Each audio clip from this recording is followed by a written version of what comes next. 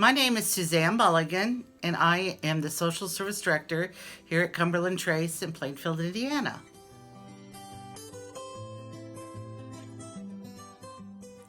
I guess my mother inspired me to be a social worker.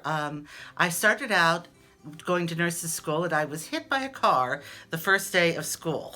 And so it's one of my many stories that I do tell people of my life's adventures. But down the road, I did not really adjust to the nurses training, and I went to another school and I chose social work, which I feel is very compatible with my beliefs as a Catholic, because a lot of times we are into social justice and working for Catholic Social Services.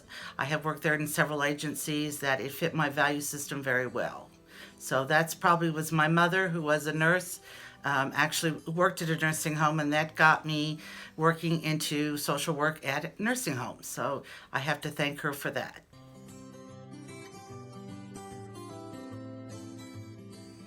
The biggest challenge that we face as social workers is getting families to understand about dementia. Oftentimes we are so close to our family members that we don't see the subtleties of dementia, the forgetfulness, and the fact that their family member may be unsafe at home.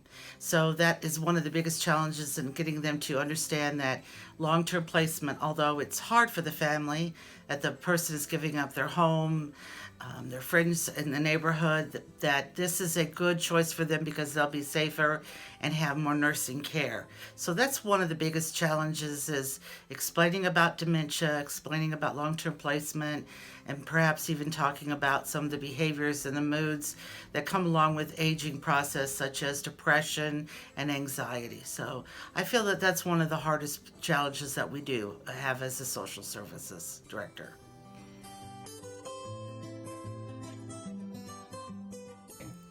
I think there are two types of people in this world. There are the people that see the world as half empty, and the people that see the world as a half full. I tend to see the world as half full, and sometimes this gets on my family's nerves because I will always talk about reframing it into a positive way, which I think is good, but at the same time my kids or my husband might say, don't do that. Look at it as, the other way. But I feel that if you're a positive person, that it'll be positive outcome, and hopefully as you go along in your life.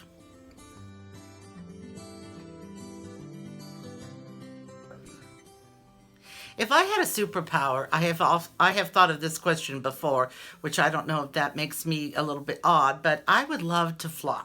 I would love to be able to get up and just fly back home, not have to go on the road, or if I was being chased, I could fly and grab somebody.